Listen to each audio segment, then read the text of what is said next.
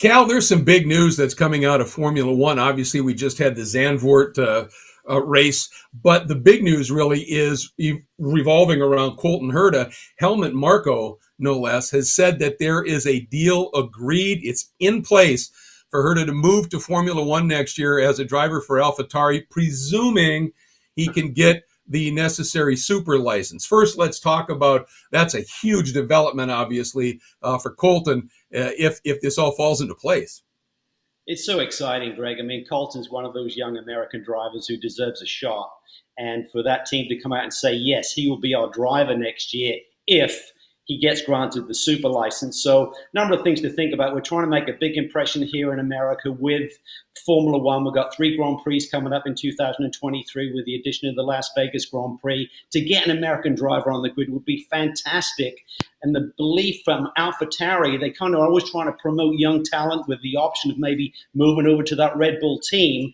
Well, that's just making a big statement. They believe, looking at the landscape, who is the hottest property out there? They're saying Colton Herta is that guy. So the big if in this, of course, is the super license points. And that's been a hot topic for a number of years, Greg, and I hope it's not the stumbling block that prevents Colton from being on the grid here next season. And when you look at those super license, the point structure, because IndyCar is obviously not sanctioned by FIA, it seems to not deserve the ranking it deserves. I mean, it's only marginally more points running in IndyCar than it is in Formula 3 and significantly less than F2. And it's arguably a pretty intense series. Roman Grosjean recently tweeted he definitely deserves a super license. Dude, you just won the Long Beach Grand Prix. I love you, buddy. Great job. Dude! Oh, my God! You passed everybody. Best drive I've ever seen you have. Holy, dude, that was so impressive. Thank you guys so much for this year. It's been so much fun. But then there are those sticklers. The rules are the rules. Both Haas and trying to think of that, Alfa Romeo are saying, nope, we got to stick to the rules, even though they both agree that maybe the point structure for IndyCar should be revised upward just a little bit. This is a golden opportunity for F1 in terms of the U.S. market. But there are those saying rules are rules. What do we do?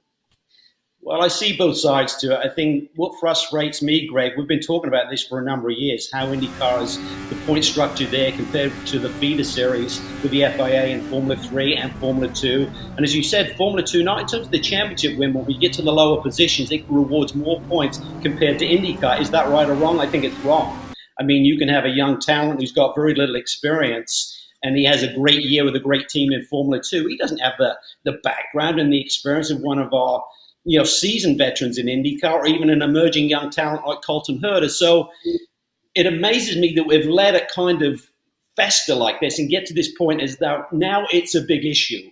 I see the other side. Rules are rules, and there's also a provision with force majeure with the COVID situation.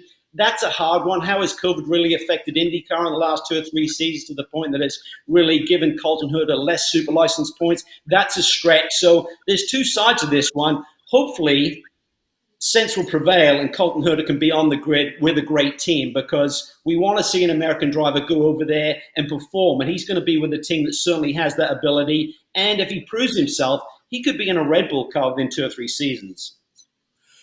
Well, and the other side of the coin is if he does not get the super license, that might prevent them from releasing Gasly to be able to go. I mean, there's a lot of dominoes that could fall in a very negative way here. And it's interesting. And I thought that Frederick Vasseur's comments of the Alfa Romeo team principal, that there's lots of other championships, even during COVID.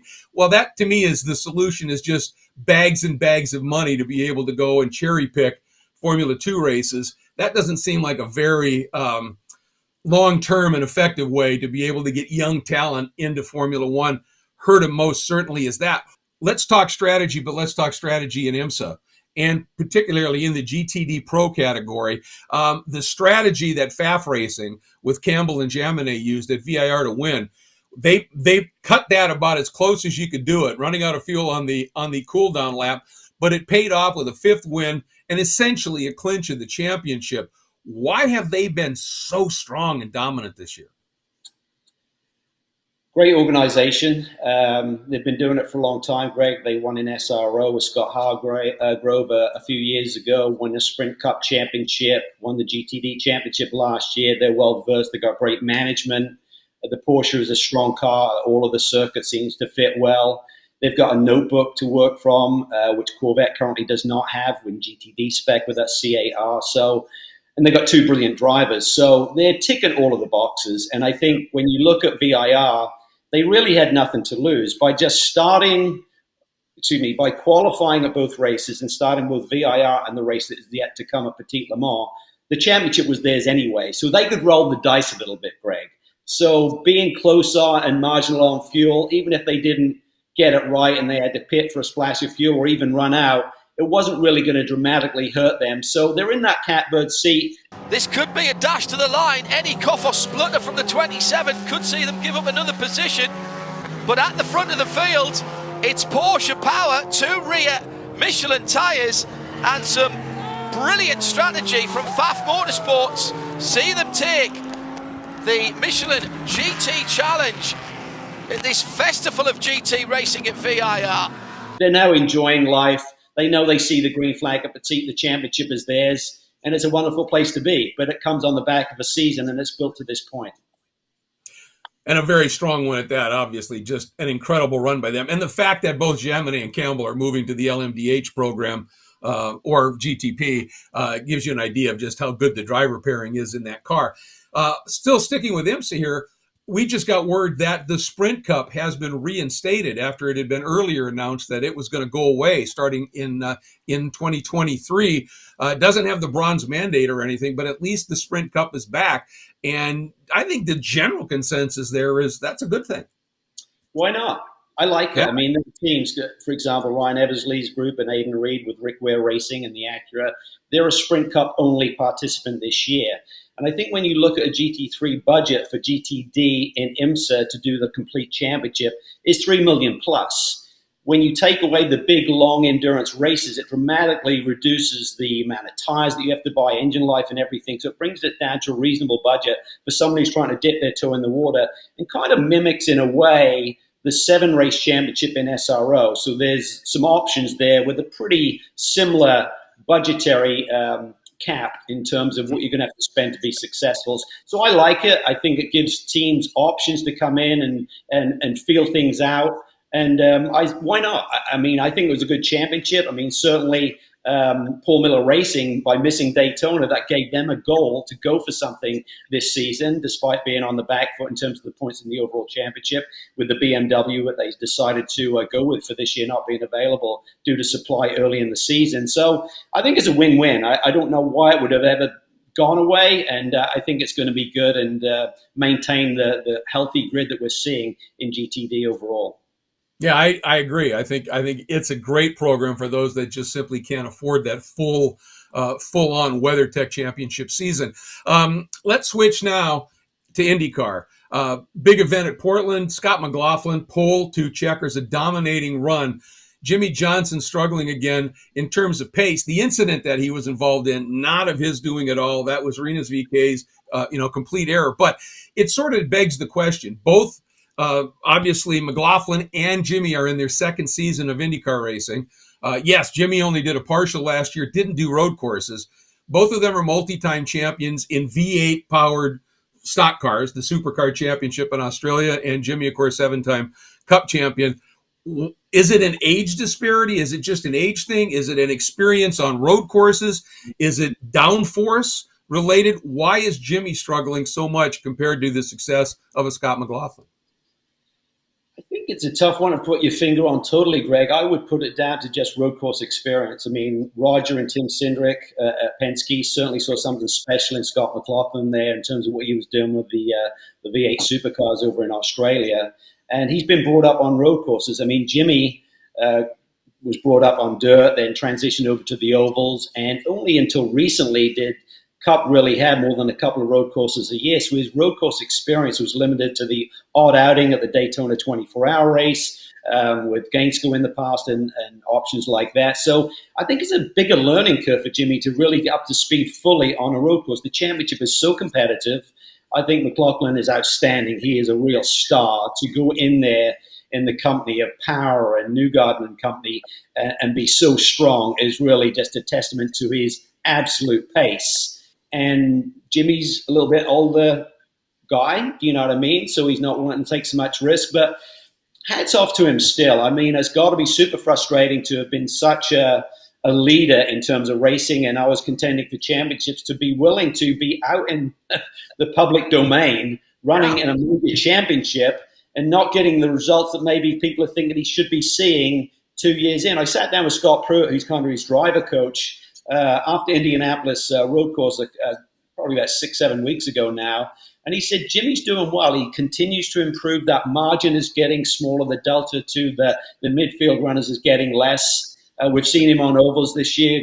Greg had some solid, I think he had a top 5, a couple of top 10s maybe. This year I'm not totally up to speed on his real results there, but he's enjoying it. He's got a smile on his face.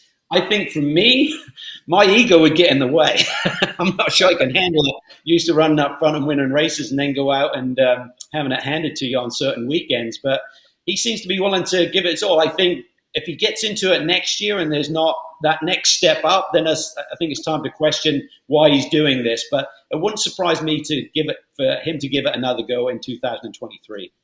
Well, I know he's made it clear he wants to, and I give him huge credit for that, because after the couple of seasons he's had, and obviously he's getting, some comments and the like on social media to say, no, I'm not done with this. I still want to prove it. I think that's huge. Last thing quickly here, we're running out of time, but Scott Dixon, 16th to 3rd.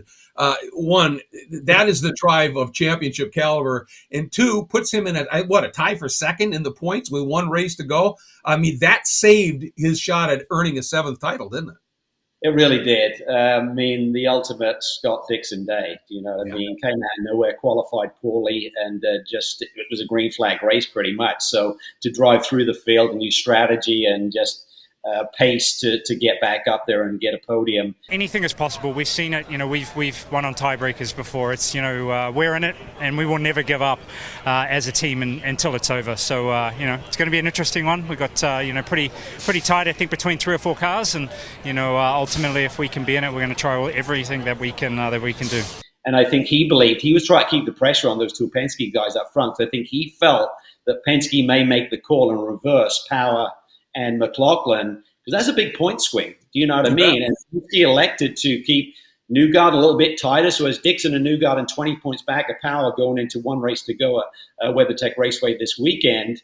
And so they let McLaughlin get his win. He's still in it, very much an outsider, but if he goes into WeatherTech Raceway and cleans up like he did this past weekend, Power has a bad weekend, it's not inconceivable that Scott McLaughlin could win this championship. So I understand the reasons why they didn't reverse those positions. But even so, we'll see what the downfall could be at the checkered flag on Sunday, because if suddenly those few points were pivotal in this championship, they may want that decision back.